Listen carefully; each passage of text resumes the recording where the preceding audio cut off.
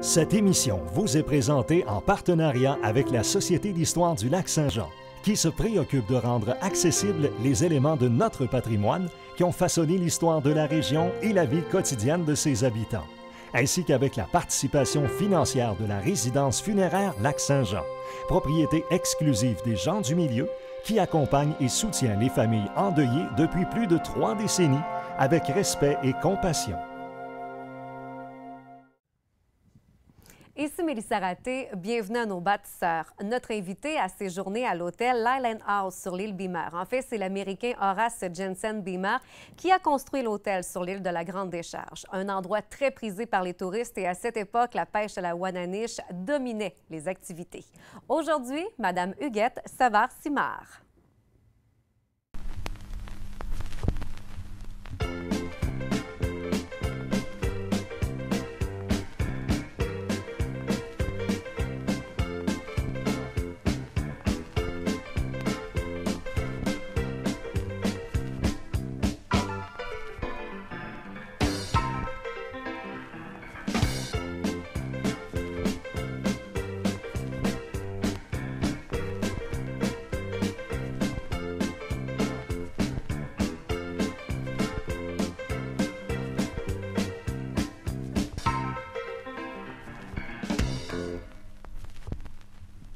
Madame Savard-Simard, c'est un plaisir de vous recevoir à l'émission Nos bâtisseurs. Bienvenue.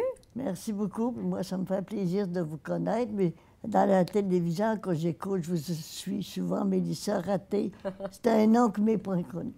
On va parler un petit peu de ce que vous avez vécu, entre autres, sur l'île Beamer, parce que même les gens d'aujourd'hui qui font la croisière du bateau La Tournée à travers le lac Saint-Jean, les gens peuvent voir encore l'île Beamer, mais évidemment, il ne reste plus rien. L'île est encore là. Oui, l'île est encore là, mais il ne reste plus rien. Vous êtes né en 1922, vous venez de fêter vos 93 ans et vous avez eu 10 enfants. Parlez-nous un petit peu de votre famille avant tout ça. C'est sûr que ça n'a pas été facile. J'avais un bon mari, puis, mais quand je me suis mariée, il était dans l'armée, à Valcartier. Puis il venait juste aux 4 semaines. Mais on s'est mariés en 1943. La guerre n'était pas finie. Puis là, ben, il y a eu vraiment ça. Il appelait ça un discharge en anglais. Je ne sais pas le nom français, là. En tout cas, il n'y avait plus besoin d'aller à l'armée. Je suis retournée à Saint-Cœur-de-Marie dans ma paroisse parce qu'alors, j'étais enceinte de mon premier enfant. Puis mes parents étaient là, Saint-Cœur-de-Marie du Marais. Là, il y avait un magasin général. Le premier magasin général qu'il y a eu à Saint-Cœur-de-Marie, c'était à mon grand-père, Méridée Savard. Après, ça a été avec son fils, Savard et fils. Puis, fait que mes parents m'ont fait venir à la fin de juin. J'ai été à Val-Bélair quand j'étais enceinte de même pas loin de Valcartier, là. Puis mes parents sont venus me chercher pour finir ma grossesse. J'étais l'aînée de la famille, moi. Puis ma mère a même eu que je sois plus près d'elle pour accoucher, puis avoir mon bébé, puis tout ça. Après ça, ben, mon mari a travaillé au magasin chez mes parents. Puis ensuite, il a été pour la compagnie électrique du Saguenay. Dans ce temps-là, maintenant, ça ne s'appelle plus comme ça. Ça s'appelle Rio Tinto Alcan, je sais pas trop. Bien connu. Oui. Il passait par les maisons, puis pour la lecture des compteurs électriques. Là. Ouais, de Sainte-Monique à aller jusqu'à Desbiens.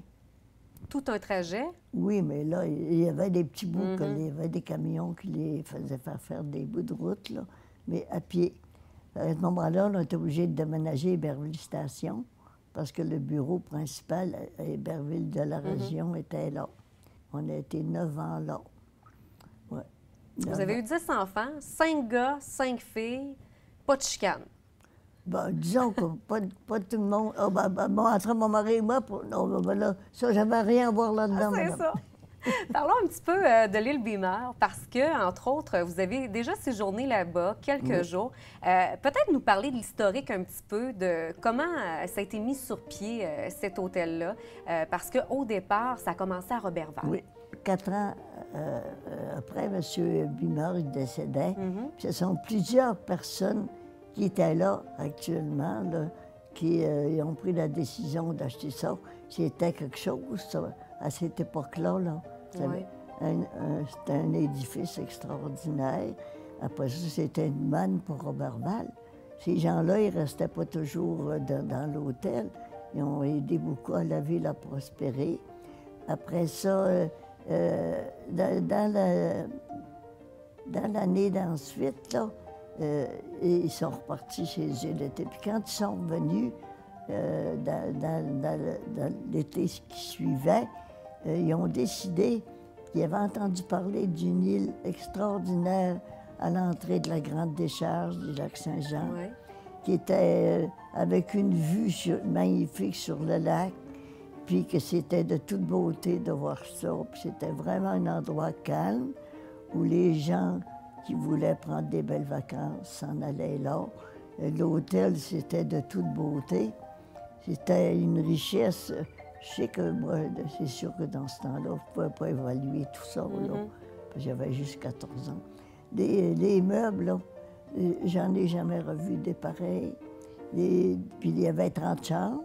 Oui. Puis il y avait 6 messieurs qui travaillaient là tout l'été pour servir les messieurs aussi, pour les gazons, puis tout ça. Puis il y avait 6 madames de l'île d'Alma qui avaient tout préparé ça avant, l'hôtel, tout nettoyé, puis tout... Vraiment la préparation pour accueillir les visiteurs. Oui, oui, OK. c'est ça. Parce que moi, je suis arrivée là à 10 heures le matin avec mon beau-père en bateau qu'il y avait sur le bâtisseur. Ça, c'était mon beau-père, ça. Il y avait juste ce bateau-là dans le lac Saint-Jean. Il y en avait un à Roberval. Mais sinon, c'était le seul qui pouvait accéder à Puis l'île. après ça, les touristes qui arrivaient, bien, les autres, il y avait un bateau à vapeur qui partait de Roberval, qui les emmenait là, à l'île. Nous autres, on est allés à l'île beaucoup quand on était jeunes. On appelait tout le temps ça la l'île. Il y avait une belle grande plage en avant, puis mon beau-père avait un bateau. Puis les dimanches, surtout, il y avait des gens qui louaient le bateau pour aller se baigner là. Bon, il y avait une ligne de démarcation qu'on ne pouvait jamais franchir. Qu'on ne pouvait pas dépasser. Non, non. Ça c'était très bien aussi, parce que ces gens-là qui venaient là, c'était pas du mauvais monde, c'était pas du monde de notre rang social. Oui, de notre rang social. Tout beaucoup de monde qui avait beaucoup d'argent. Puis, en tout cas, puis les autres, il y avait les gens, les touristes qui étaient là, il y avait une plage spéciale pour eux autres, en arrière. Plage privée. Oui. Avec moi, j'avais trouvé ça tellement beau. Tous des beaux sièges d'or, des belles grandes chaises longues. À Saint-Cœur-de-Marie, dans mon petit village, on s'assoyait avec des chaises droites ces galeries. C'est un endroit qui faisait rêver, hein? Oui. Oui, beaucoup. Oui. Vous, quand vous êtes allé la première fois pour séjourner, comment vous avez fait pour y aller exactement? Bien, dans le bateau de mon beau-père. Oui. Mais vous n'avez pas joué du piano un petit peu oui, là-bas? mais là, je ne suis pas rendue là. Après ça, il y avait un cuisinier Oui. qui allait là juste l'été parce que l'hiver, c'était fermé. Une aide Jonquière. Mm-hmm. Il s'appelait M. Méridé-Gagnon. Puis il y avait 2 filles, Marie-Jeanne puis Yvette. Puis ça, c'était des musiciennes puis des filles qui chantaient très bien. Les autres, l'été, faisaient l'animation tous les soirs à l'hôtel pour faire danser les gens, puis les amuser. Puis, en tout cas, pour le temps, là. Puis moi, le monsieur Gagnon, là, on avait un magasin, comme je vous le répète tantôt, puis il achetait toutes les affaires non périssables chez mes parents. Puis là, il embarquait ça dans le bateau de mon beau-père, puis on s'en allait à l'hôtel Bimeur avec ça. Pour aller porter les denrées non périssables. Ouais, puis les affaires périssables, c'est les gens de l'île d'Alma qui procuraient le lait, la viande, le pain, toutes les affaires, les légumes, les jardins, tout ça, des fruits. Puis ils venaient tous les jours porter ça à l'hôtel. Il n'y avait pas de réfrigérateur non plus dans ce temps-là. Ouais. Il n'y avait pas de chambre froide non plus.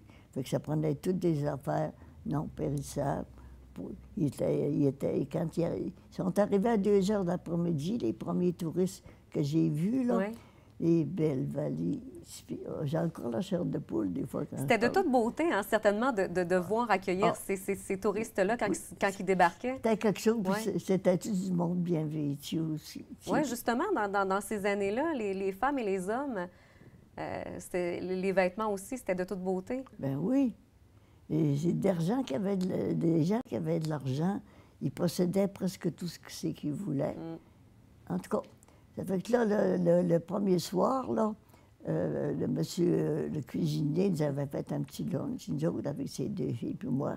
Parce que là, les filles, il y avait 6 femmes d'Allemand qui avaient toutes dressé les tables, avec toutes de belles verreries, puis de la belle coutellerie. Ah, oui. Oh, moi, j'étais vraiment, là...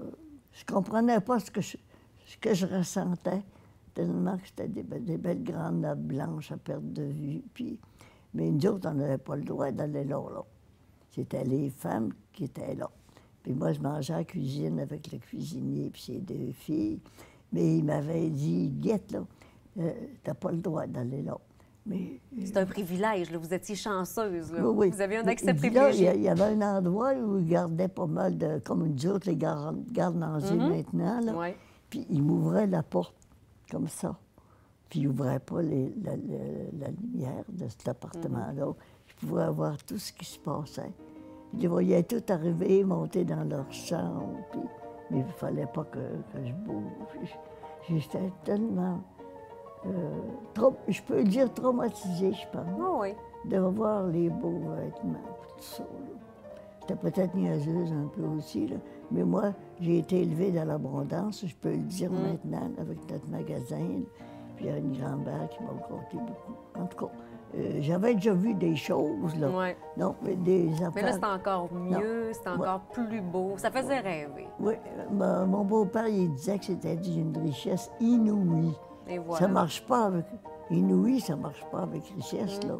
Mais lui, dans son esprit... C'était comme ça. Oui, c'était ça. Lui aussi, il trouvait ça terriblement beau. Et les meubles dans les chambres, c'était des bureaux, là. Les miroirs touchaient jusqu'au plafond.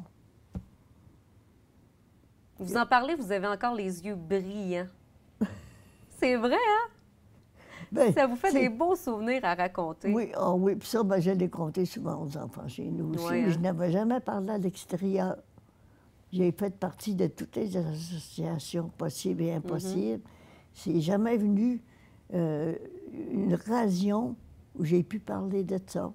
Bien, ça nous fait plaisir, en tout cas, de vous entendre, surtout de le faire. Là, si j'en dis trop, là, vous avez juste à m'arrêter chanter. Pas du tout, mais il ne nous reste pas beaucoup de temps. Il ne nous reste même pas 2 minutes. Moi, je veux savoir... Là. Je sais, ça a tellement passé vite, Mme Savard-Simard. Parlez-nous des 3 soirs que vous avez joué du piano. Oui, les 3 soirs que j'ai joué, il y avait un monsieur qui jouait du violon de Saint-Henri-de-Taillon, puis un qui, Denis Dalmont, qui jouait de l'accordéon. Puis moi, je les accordais avec avec les instruments avec lesquels ils jouaient, là. Mais seulement, ils ne jouaient pas du Mozart ni du Beethoven, tu sais. C'était des valses, faire valser les gens, des 7 carrés. Dans ce temps-là, c'était vraiment la mode. Et puis, il y avait des slows, des petits bouts. Oui, hein? Puis, les madames, je trouvais tellement qu'elles n'étaient pas bien habillées. Il y avait presque des décolletés? Non, il y avait presque les seins à l'air, puis le dos tout à l'air avec des bretelles. J'avais jamais vu ça de ma vie. Les autres, c'était pour la soirée. Ben oui, ils étaient très bien vêtus pour la soirée. Et voilà. Bon, Madame, on a fini déjà, là, non? Bien, effectivement. Mais moi, tout ce que je veux vous dire, c'est que grâce à vous, là, la prochaine fois que je vais passer devant l'île Beamer, là, je vais m'imaginer ce que vous venez de me raconter parce que c'est un très bel héritage, ce que vous venez de nous raconter. Oui, puis après, je pense que je suis la seule survivante à l'heure actuelle qui a passé quelques jours de la région. Et juste à tous des gens qui venaient de partout. Madame Savard-Simard, ça a été un pur bonheur de vous recevoir à nos bâtisseurs. Merci beaucoup. Et moi, j'ai été très heureuse aussi d'être accueillie comme ça. Puis je trouve que ça n'a pas été assez long. J'aurais aimé ça continuer. Merci.